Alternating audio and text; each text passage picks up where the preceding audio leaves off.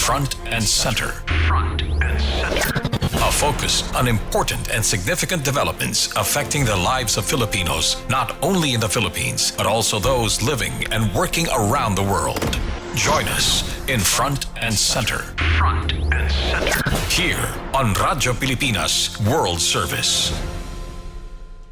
Front and Center, a program that focuses on developments in the Philippines, legislation that provides policies and directions that strives to promote a better economy for the country, issues that concerns the welfare and well-being of every Filipino. All of this and more will be Front and Center. Join me in this half-hour program here on Radyo Pilipinas World Service. You can watch this program over Radyo Pilipinas World Service via Facebook page live broadcast.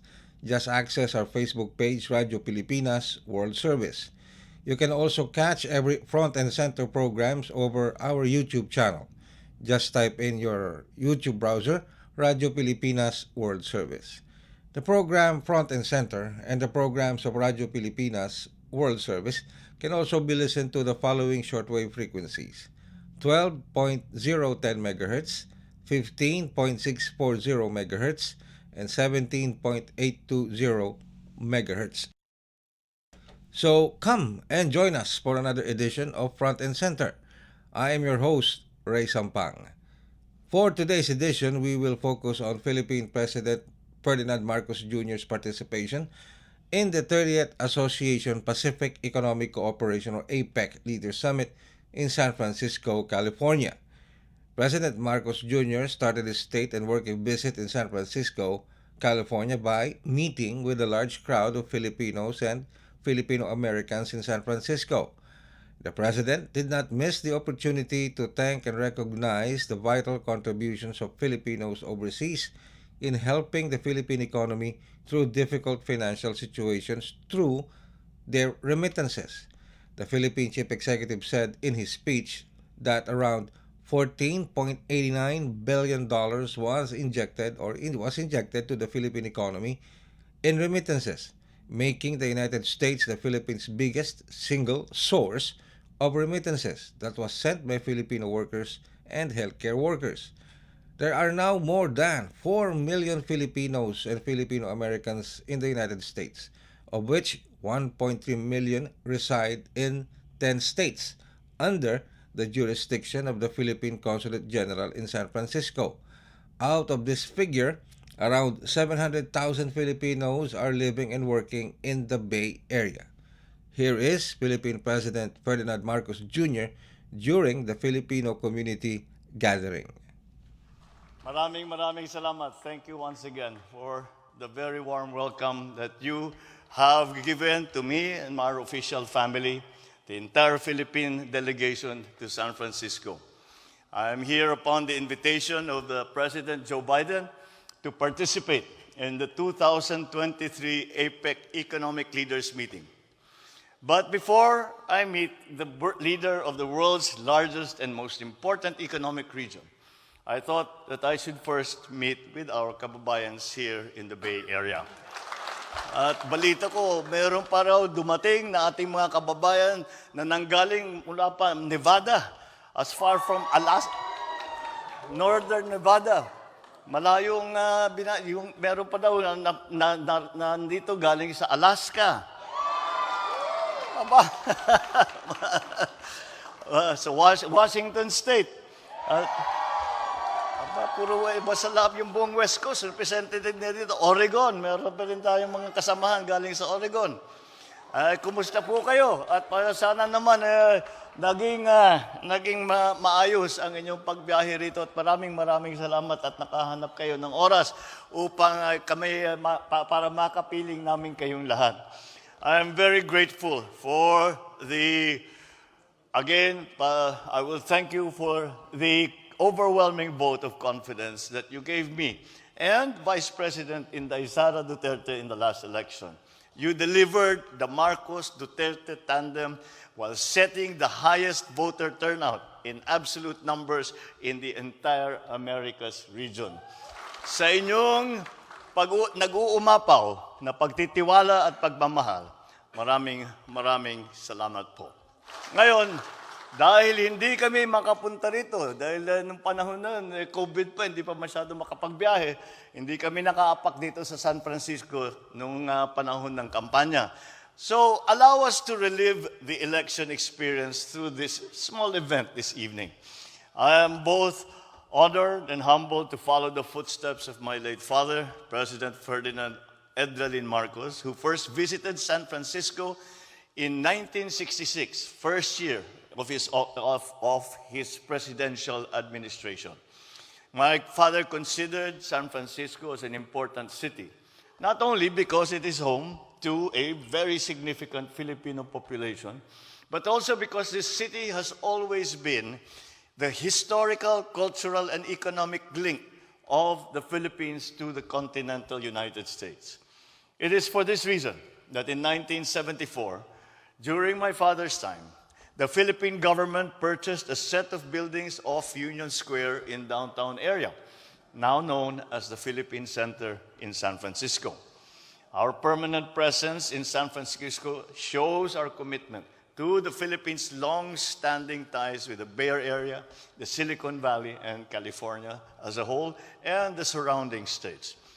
There are now more than 4 million Filipinos and Filipino Americans in the U.S., of which 1.3 reside in the jurisdiction of the Consul General of San Francisco.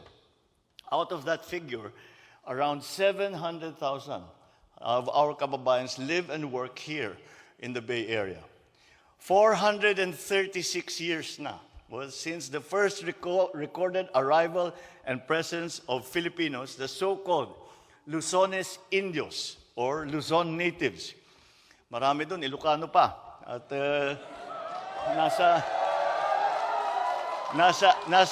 nasa ugali talaga namin na hinahanap kahit saan pupunta nagtrabaho. Pero nasa simula, sa Hawaii, marami sa amin ang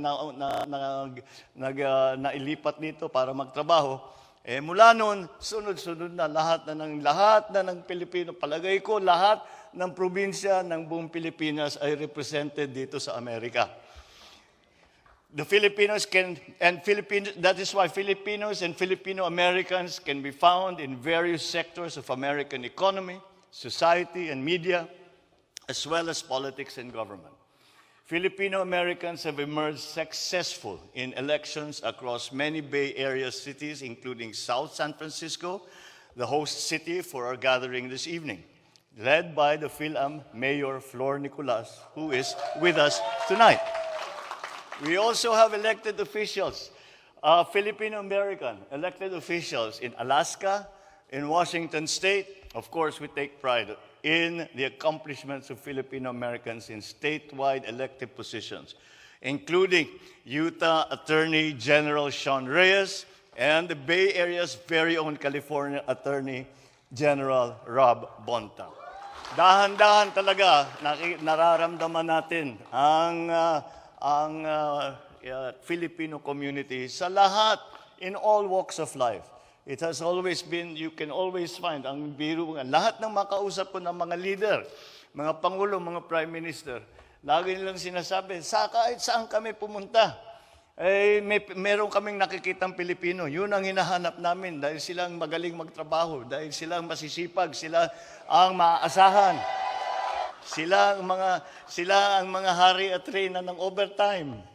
Kaya naman ang napakaganda po ng reputasyon dahil sa inyo. Dahil sa inyo, napakaganda ng reputasyon ng Pilipinas, ng Pilipino. Na tayong lahat ay basta't nasasabi, magdadala, naghahanap sila ng at every level, kahit na unskilled labor, skilled labor, professional, lahat, at every level, hinahanap nila Pilipino. Dahil nga, may kilalang-kilala na tayo na ang mga Pilipino ay maaasahan at matulungin kahit na hindi kasama sa trabaho, nagtutulungan at napakasipag at hindi mapagkatiwalaan. And that's one of the most important things that people say. Ngayon, ang nangyari pa, during COVID-19, Americans experienced firsthand the Filipino way of caring and acting on the needs of others. 1 in every 5 nurses here in the West Coast are trained in the Philippines. Our Filipino nurses, our doctors, our first responders, essential workers have all demonstrated the timeless Filipino virtues of malasakit, pakikipagkapwa, at ang bayanihan. We are all grateful for your selfless service to humanity, and we look up to you as role models for future generations of Filipinos and Filipino Americans. Dahil sa inyo, napakasarap at napakadali at napakatotoo na maisigaw, proud to be a Pinoy. We recognize the hard work of overseas Filipinos in the U.S. In 2022, the health workers in Philippines injected $4.89 billion to the Philippine economy in cash remittances, making the United States the Philippines' biggest single source of remittances. Talagang naramdam namin sa Pilipinas, kahit hindi tayo nagsasama na madalas, ramdam namin ang inyong pagmamahal. Hindi lamang sa inyong mga pamilya, kung hindi sa inyong bansa at sa inyong mga kababayan. So we take pride in the achievements of young Filipino Americans, including the Bay Area, Serena Bolden, who exemplified Pinay pride. She made history in the 2023 FIFA Women's World Cup as the Philippines' ever goal scorer in a soccer World Cup. We also commend the rising number of Filipino Americans in the Bay Area and Silicon Valley, now active as partners in Philippine development and nation building, sharing their expertise, their experience, their resources with up-and-coming Filipino startups and innovators. I know that you all came to the United States for many different reasons, mostly economic. You sought greener pastures and better life for yourselves and for your families, but this did not stop you from giving back to your homeland, to the Philippines. Last July, I met around 300 of you who took part in the 2023 very important Pinoy or VIP tour, where the Philippine Consulate of San Francisco served as the lead coordinator. I believe that many of the VIP tour participants are also with us here tonight. So maybe could you make yourselves known? Kayo yung nakapagbisita dun sa amin. Listening to your stories during that call that we had in the Heroes Hall of Malacanang, I cannot help but feel proud of your achievements. Be grateful for all that you do that create a positive image of the Philippines and of the Filipino people in America. Mula noon hanggang ngayon, pinatutunayan ninyo na kayo ang mga bagong bayani ng ating salinlahi. Kaya naman, sa bagong Pilipinas na ating itinataguyod, nais ng inyong pamahalaan na suklian ang inyong pagsusumikap upang bigyan ng mas magandang bukas ang ating mga anak. Since its inception in 1989, the Philippines has been an active participant in the Asia-Pacific Economic Cooperation, or APEC, because we believe that a more integrated and inclusive Asia-Pacific region will bring about economic prosperity for our people. The Philippines has hosted APEC twice, once in 1996 and again in 2015, to show our country's commitment to free and fair trade in our region. I am happy to say that this year's APEC Leaders Meeting is being held now in San Francisco, the global center of high technology and innovation. We would like to attract more investments and increase foreign direct investments in the Philippines. Investments from the United States have seen an upward trend of $6.2 billion in 2022, or a 15.7% increase from 2021. In addition, California is an important trade and investment partner of the Philippines. Our country is also important to the state, as it has been the most popular destination for greenfield investment from our country. On the sidelines of the APEC meetings, my delegation will conduct business meetings in San Francisco to seek mutually beneficial exchanges and partnerships. Our presence in the Bay Area this week also supports the development of Philippine innovation ecosystem in line with the National Innovation Agenda Framework. Alam niyo po, dito sa pagbabago ng ating ekonomiya, marami tayong hinaharap na panibagong suliranin. At kami naman, tayo naman ay umaasa na ang teknolohiya ang magdadala ng mga solusyon dyan. Kaya naman, tinitignan po natin kung ano ang mga bagong dinidevelop dito sa Amerika at sa ibang lugar para tayo ay matulungan at para natin maibago at pagandahin, make more efficient, make life easier for those who are dealing in the digital world, and to increase connectivity para lahat ng ating mga kababayan kahit na nasa malayo, nasa bundok sila na malayo ay meron silang internet. Yan po ang ating ginagawa at marami po namang tumutulong sa atin. Ngayon, pag ating nabuo na at masasabi natin na ang karamihan ng Pilipino ay may internet na, aayusin po natin ang digitalization ng gobyerno upang ganun nga maging mas madali ang ating mga ginagawa with the government, with the private sector, and with the ordinary citizen. Energy security, especially clean energy, is also a priority of this administration. And as such, we will have business meetings by the Philippine delegation in this regard. By the end of the 4-day visit to San Francisco, we hope to have witnessed the signing of agreements with various American businesses in the fields of digital infrastructure and connectivity, renewable energy, electronics manufacturing, health, and tourism, among others. As we begin our mission here in San Francisco, I once again ask our Filipino community in the Bay Area and the Pacific Northwest for your full support as your government works to build a resilient, sustainable, and inclusive future for our people back home. Let us remain united and firm towards our common goal so that together we will be able to leave behind a new Philippines that our children and our grandchildren deserve. Muli, magandang gabi sa inyong lahat. Maraming salamat sa inyong pagbating. Mabuhay ang mga Pilipino dito sa Amerika. Mabuhay ang Pilipinas. Mabuhay ang bagong Pilipinas. You just heard Philippine President Ferdinand Marcos Jr. The Philippine President likewise spearheaded the Philippine Economic Briefing in San Francisco, California, talking to U.S. possible investors, pointing out the achievements of his administration in improving the economic situation of the country and the Philippines' readiness to accommodate investors in different fields of investments, particularly in the advancement of technology. It is a pleasure for me to close another successful Philippine economic briefing, this time here in San Francisco, home to the biggest, most innovative, and future-ready companies in the world. This marks our 12th international PEB and it's the fourth one in the United States.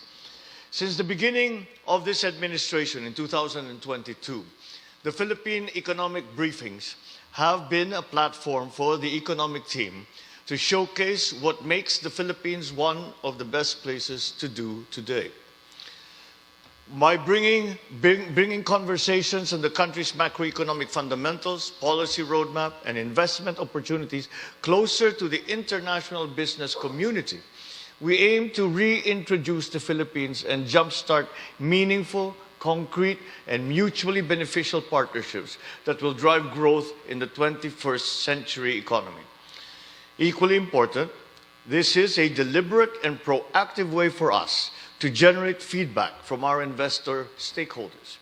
We consider these suggestions from our partners as vital in our efforts to shape our policies and programs to support economic transformation and recovery.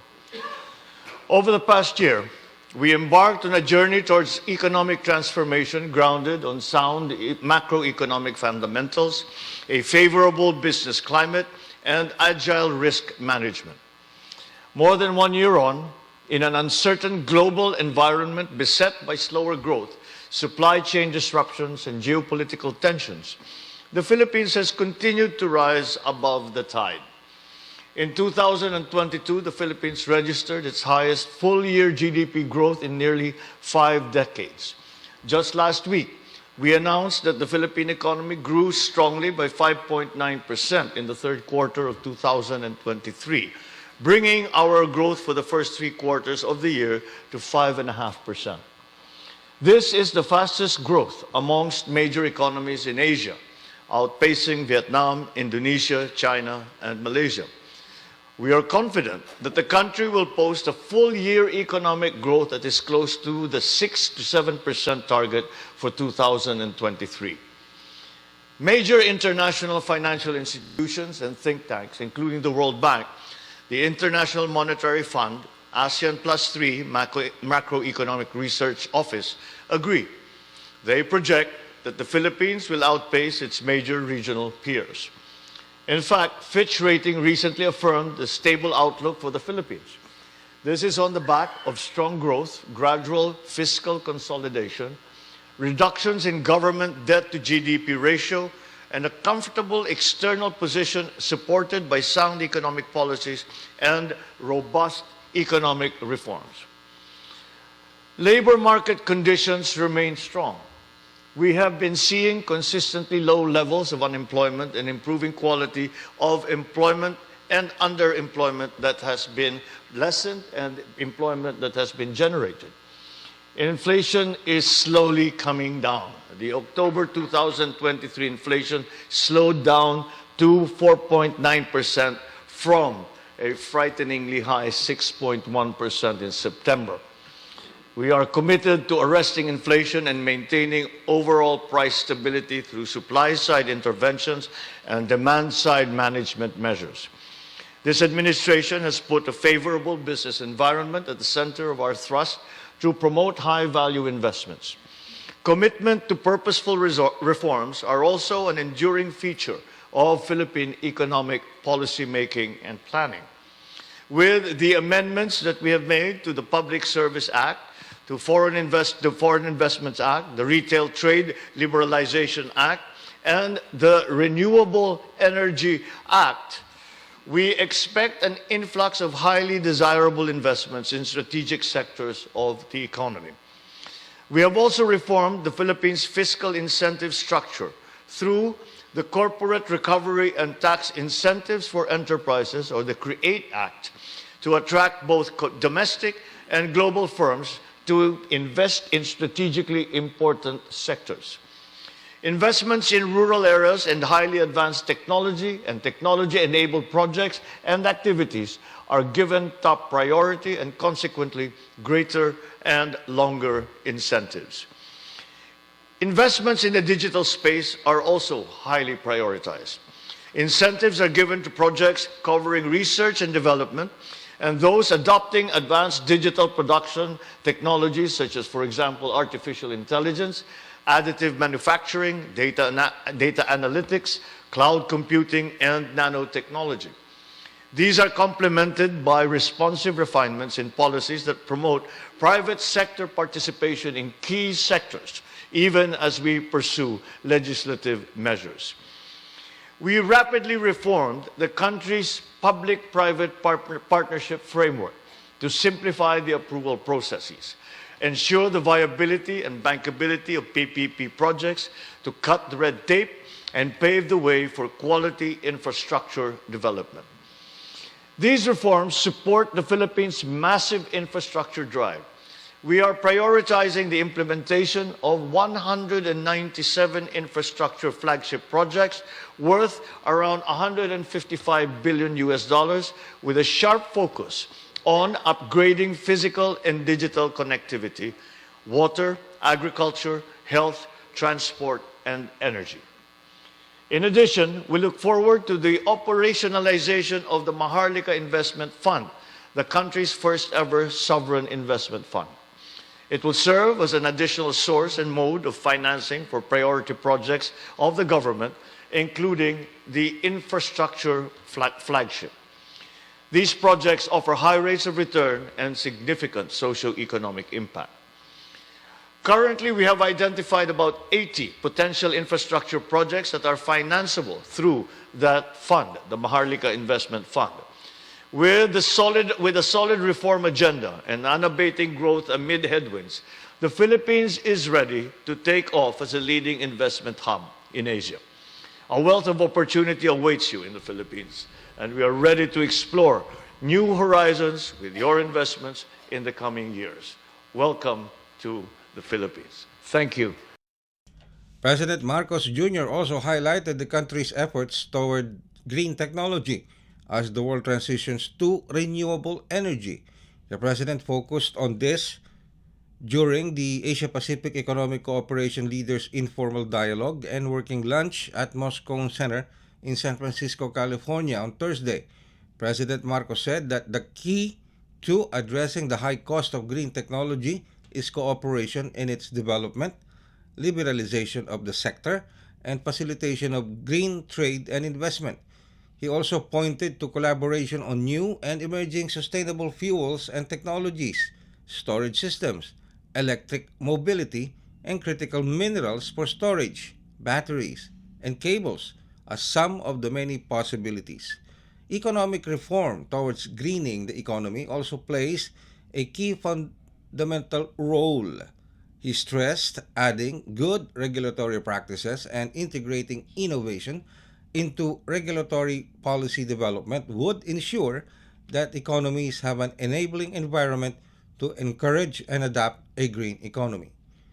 Also, according to the chief executive, the transition for both energy security and environmental protection and preservation in line with the climate goals must be done in a way that is just, inclusive, sustainable, and affordable.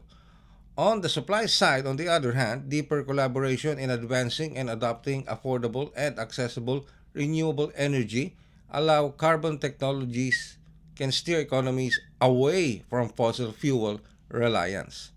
Using science, technology, and innovation and cooperation in research will lower cost of development, enhance the quality of technologies, and expedite climate mitigation solutions.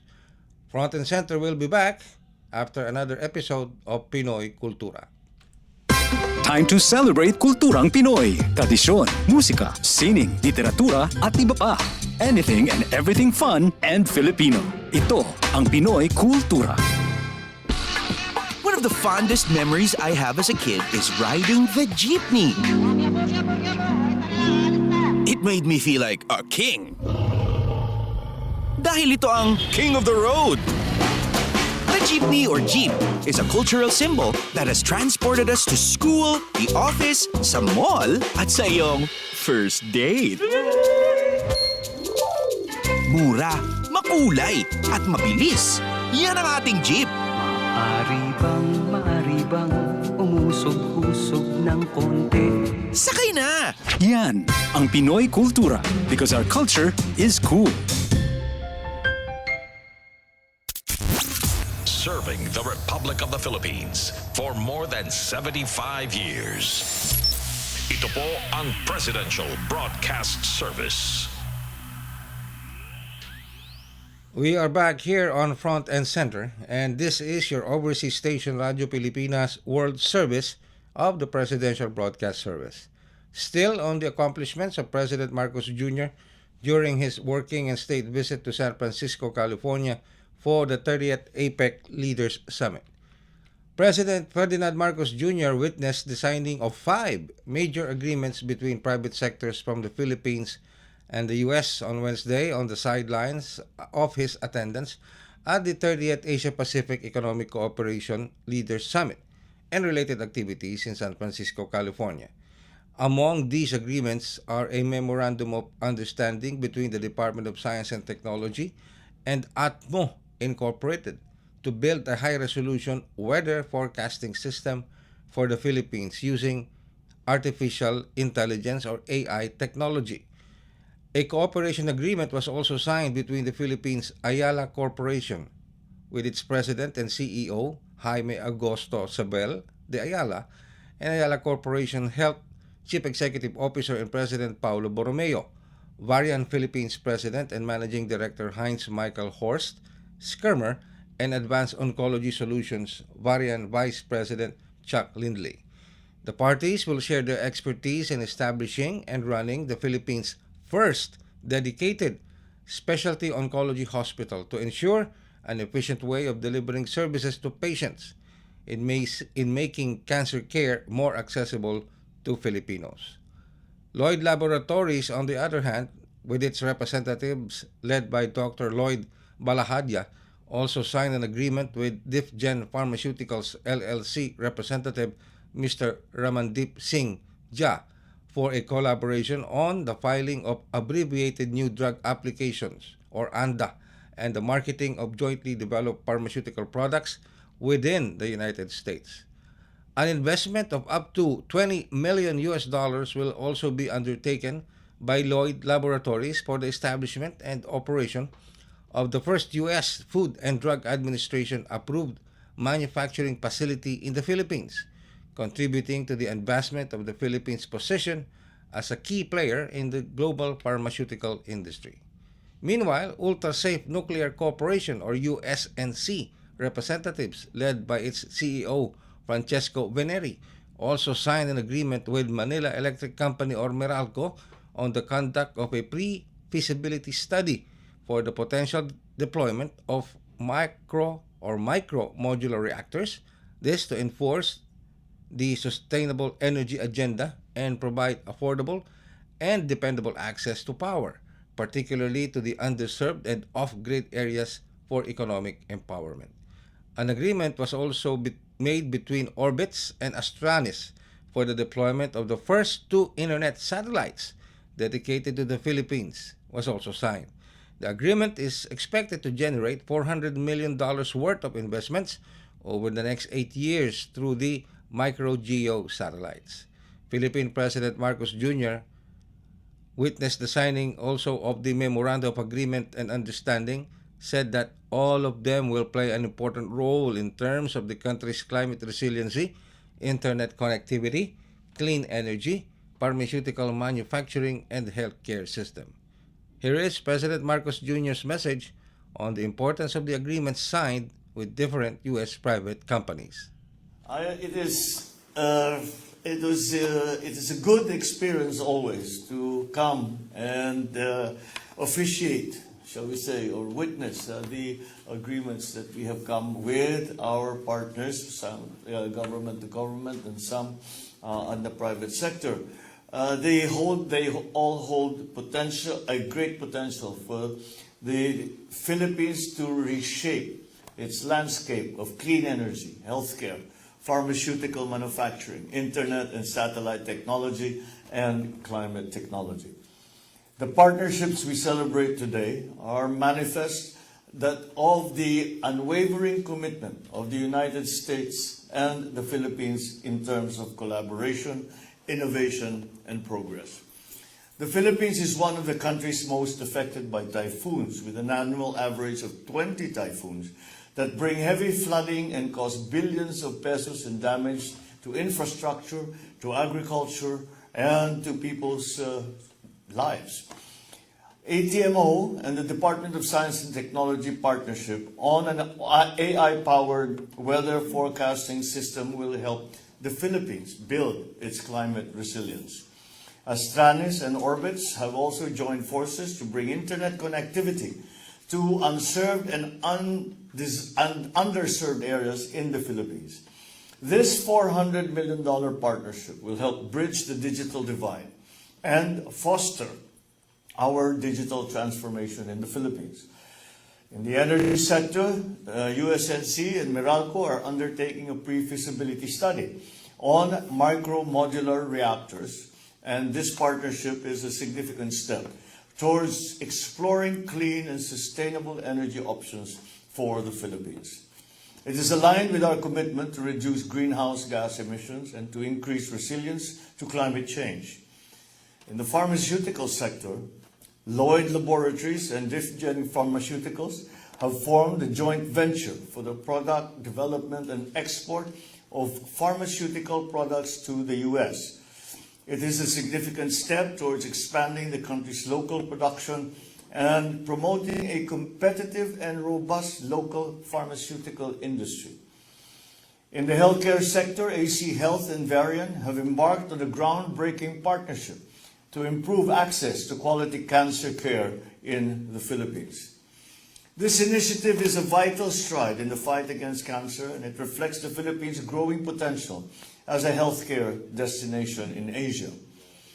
What we have witnessed today will bring us closer to our vision of a more prosperous and sustainable Philippines.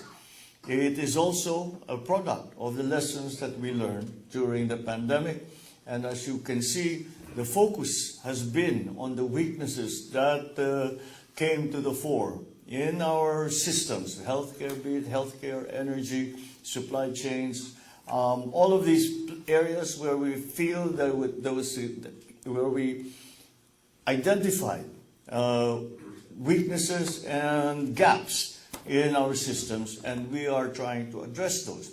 We see the potential of these undertakings to provide skilled jobs and entrepreneurship opportunities for Filipinos, better access to healthcare and digital education, attainment of climate, food, and energy security. In recent years as well, we have taken steps to create a more conducive environment for private sector investment and growth. These include streamlining business registration processes, investing in infrastructure and human capital development, and implementing the Corporate Recovery and Tax Incentives for Enterprises, or CREATE Act, which creates a transparent, targeted, and performance-based incentive system in our country. These efforts have paid off for the Philippines, as we have become one of the fastest-growing economies in Asia. The private sector has played a key role in this growth, generating 90% of jobs in the country. The private sector is also at the forefront of technological innovation in the Philippines. So I want to thank all the partners involved in these initiatives for their commitment, their dedication, and their far-reaching vision. We are committed to providing the necessary resources to ensure the success of these partnerships. I look forward to the realization of these plans and the benefits it will bring to our countries. Thank you very much. The President also witnessed the signing of the 1-2-3 Agreement, or the Agreement for Cooperation concerning peaceful uses of nuclear energy. The agreement is between the Philippines and the U.S. government. No less than United States Secretary of State Antony Blinken highlighted the importance of the 1-2-3 Agreement with the Philippines. More than 70 years ago, the Philippines and the United States forged an alliance based on the shared interests and values of our people. And in the decades since, we've consistently expanded our partnership to meet the biggest challenges that our people face. Today, we take another step to do that by deepening our cooperation to accelerate the transition to clean energy in the Philippines. President Marcos has set an ambitious goal, cutting the Philippines' greenhouse gas emissions by 75% by 2030, and increasing the production of clean energy so that 50% comes from renewable sources by the year 2040. The United States is committed to working with the Philippines so that it can meet those targets, using platforms like the very first U.S.-Philippines Energy Policy Dialogue, which we hosted in Seattle back in August. The United States is working with the American and Philippine private sectors to develop a geothermal power project in Mindanao. We're helping to lay the groundwork for offshore wind projects so that we'll ultimately generate enough electricity to power 2 million homes. We're mobilizing additional investments from American and Philippine power companies with the aim of providing more than half of the Philippines' energy usage through clean sources, like solar, by the year 2026. With the Philippines' leadership, we're also working together to develop a nuclear energy sector in their country to fuel a reliable, secure, and affordable clean energy future. As peak energy demands are expected to nearly quadruple in the Philippines by 2040, nuclear power can consistently produce enough energy to meet communities' critical needs without emitting more greenhouse gases. In a nation of more than 7,000 islands, small modular reactors, some just the size of a city bus, can generate energy locally and conveniently. Nuclear energy will also create inclusive economic opportunities for American and Filipino businesses alike, and good quality, high-paying jobs in both of our countries. All of these are reasons why today we're signing this 123 agreement to create a framework for our civil nuclear cooperation. When Vice President Harris visited the Philippines last November, she announced that we were starting to develop this arrangement. So just 1 year later, we're signing the agreement. And that is the fastest that the United States has ever negotiated this kind of agreement. It is a testament to two things: to the high priority that this issue is for both of our countries, and to how closely we're collaborating. And I just want to echo the gratitude, Mr. President, to your extraordinary team for the work that we've been able to do in such a short period of time. When this agreement goes into effect, the United States will be able to share equipment and material with the Philippines as they work to develop small modular reactors and other civilian nuclear energy infrastructure. And will do so while following the highest standards of safety and security, and while complying with our international non-proliferation commitments. Already, we've organized workshops, we've hosted exchanges on these topics with American and Filipino researchers, officials, business leaders, to help train local experts and to share some of our best practices. Now, there's a lot of work that remains ahead to turn this vision into concrete reality, but by signing this agreement today, we're moving a step closer toward shaping a better future for our planet and building a world that's more secure, more prosperous, more stable for all of our people. Likewise, President Marcos Jr. also underscored the benefits of the accord, especially in securing the energy needs of the country and a pursuit of a green Philippines. I am most pleased to be here today to join you this afternoon to witness another milestone towards a more energy secure and green Philippines. During my first State of the Nation address, I laid out the plans for ensuring an affordable, reliable, and sustainable energy supply for the entire country in order to meet our growing energy demands while providing a more investor and consumer-friendly environment. I called then for the re-evaluation of the possibility of safely developing nuclear energy in the Philippines, recognizing the enormous potential of nuclear energy given the new highly advanced technologies and standards of safety, security, and all the different safeguards that are now in place. We see nuclear energy becoming a part of the Philippine energy mix by 2032. And we would be more than happy to pursue this path with the United States as one of our partners. The signing of the Philippine-United States Agreement for Cooperation concerning peaceful uses of nuclear energy, or the 123 Agreement, is the first major step in this regard, taking our cooperation on capacity building further and actually opening the doors for U.S. companies to invest and participate in nuclear power projects in the country. I know our companies are eager to advance discussions on potential projects. Just yesterday, the MOU between Meralco and Ultrasafe Nuclear Corporation was also presented to me. So I believe congratulations are in order for the work of our respective negotiating teams, especially to the teams from the United States, as I have only just been informed that this is the fastest 123 agreement that the United States has come to, and for that we are very grateful. I look forward to seeing this agreement in action in the years to come. Nuclear energy is one area where we can show that the Philippines-U.S. alliance and partnership truly works for our peoples, our economies, and the environment. On other summit activities, despite not being able to talk with U.S. President Joe Biden, Philippine President Ferdinand Marcos Jr. had a chance to personally meet again with U.S. Vice President Kamala Harris, which was centered on the Philippine assessment on the situation in the West Philippine Sea, as the country is exerting all efforts to maintain peace in the region.